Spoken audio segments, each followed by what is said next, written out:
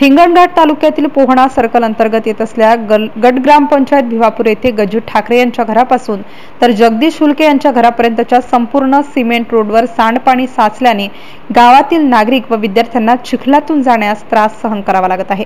या ठिकाणी गावातील सांडपाणी वाहून जाण्यासाठी नाल्याची व्यवस्था नसल्याने हे पाणी सिमेंट रोडवर साचून या ठिकाणी मोठ्या प्रमाणात घाणीचे साम्राज्य निर्माण झाले आहे। या संदर्भात स्थानिक ग्रामस्थांनी ग्रामपंचायत प्रशासन व सदस्यांना वारंवार लेखी सूचना करूनही याबाबत कारवाई होत नसल्याने नागरिक कमालीचे संतप्त झाले आहेत। MCN न्यूज मराठी करिता सचिन महाजन, हिंगणघाट। सर्कल मध्ये भिवापूर ग्रामपंचायत भिवापूर गावला आलो आपण। भिवापूर वस्तीच्या नागरिकांच्या समस्या जाणून काही महिला इथं जे घर आहे, घराच्या समोर काही गार्डन पडले, आपण विशेष म्हणजे त्यांच्याकडून जाणून घेऊ। काय सांगेल का तुम्ही इथे राहता, तुम्हाला काय व्याज नाही, काही व्याज काम नाही? हॅलो, आम्हाला बाहेर जाण्याची व्यवस्था नाही, टोंगरभर फसते। आमचे शाळेचे पोरं बाहेर टोंगरभर पाण्यातून जाते। आमच्यावर काही अवलक्ष करू नका, गरीबाकडे काही तुम्ही लक्ष द्या। काकू, तुम्ही इथं किती वर्षापासून राहता? तुमची मागणी जी आहे ती पूर्ण न झाली, तुम्हाला घरकुल वगैरे मिळाला आहे का? पट्टे वगैरे मिळाले आहे का? नाही।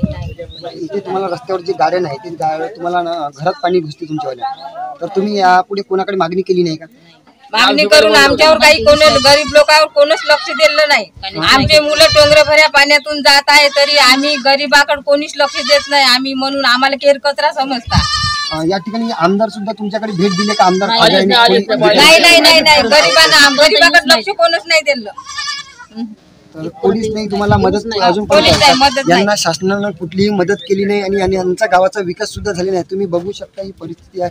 गावाला आलो आपण भिवापूर वस्तीच्या नागरिकांच्या समस्या जाणून काही महिला इथं जे घर आहे, घराच्या समोर काही गार्डन पडले, आपण विशेष म्हणजे त्यांच्याकडून जाणून घेऊ। काय सांगेल का तुम्ही इथे राहता? काही व्याज नाही, काही व्याज काम नाही। आम्हाला बाहेर जाण्याची व्यवस्था नाही, टोंगरभर फसते। शाळेचे पोरं बाहेर पाण्यातून जाते। आमच्यावर काही अवलक्ष करू नका, गरीबाकडे काही तुम्ही लक्ष द्या। काकू, तुम्ही इथे किती वर्षापासून राहता? तुमची मागणी जी आहे ती पूर्ण न झाली, तुम्हाला घरकुल वगैरे मिळाला आहे का? पट्टे वगैरे मिळाले आहे का? नाही। तुम्हाला रस्त्यावर जे गार्डन आहे ते तुम्हाला घरात पाणी घुसते तुमच्यावाल्या, पुढे कोणाकडे मागणी केली नाही का? मागणी करून आमच्यावर काही कोणी गरीब लोकांवर कोणच लक्ष दिलं नाही। आमचे मुलं टोंगरे भऱ्या पाण्यातून जात आहे तरी आम्ही गरीबाकडे कोणीच लक्ष देत नाही। आम्ही म्हणून आम्हाला केर कचरा समजता। या ठिकाणी आमदार सुद्धा तुमच्याकडे भेट दिले का? आमदार पाहिलंच नाही, दावत झाली। गरीबाकडे लक्ष कोणच नाही दिलं।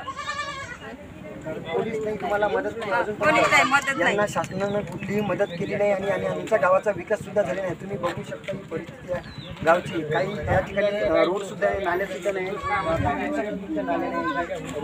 10 वर्ष झाले, आता 10 वर्ष होऊन गेली।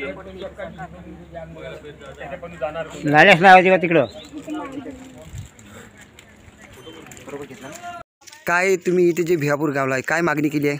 दररोज कॉन्व्हेंटचे मुलं जाते, शाळेचे मुलं जाते। ह्या ग्रामपंचायतची ही अवस्था आहे। 1-6 महिन्यापासून पाणी साचून आहे, कोणीही लक्ष द्यायला तयार नाही। प्रशासक आहे म्हणते सध्या, ग्रामपंचायतचं सरपंच तर आता खतमच झाले म्हणते त्याची मर्यादा, पण आता प्रशासक आहे, प्रशासकानं लक्ष द्यायला पाहिजे।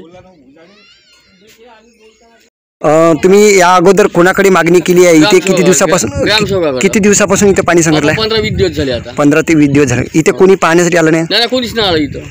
आपल्याकडे आहे नाही म्हणते। सध्या तुम्ही ग्रामसेवकला आहे ते कॉल करून तुम्ही काय उत्तर दिले त्यांनी? म्हटलं मी मुरुम टाकतो म्हणजे एक ट्रॅक्टर, एका ट्रॅक्टरनं भागत नाही, 3-4 ट्रॅक्टर टाका लागते इथं। 3 ते 4 ट्रॅक्टर आरामशीर। इथे रोज कोणता वार्ड? 1 नंबर वार्ड 1 नंबरमध्ये। इथे नागरिकांना खूप त्रास होतो? खूपच का, पोरं 3 पल्ले ॲडमिट केले गेले वडनेरले सरकारी दवाखान्यामध्ये। कॅनवेटले दररोज वडकीला जावं लागते, वडनेरला जावं लागते। जर इथं नाही केलं, 2 दिवसात जर नाही केलं तर तुम्ही काय करणार? कंप्लीट करू आपण। कंप्लीट करणार? आमदाराकडे जाऊ, BDOकडे कंप्लीट करू आपण।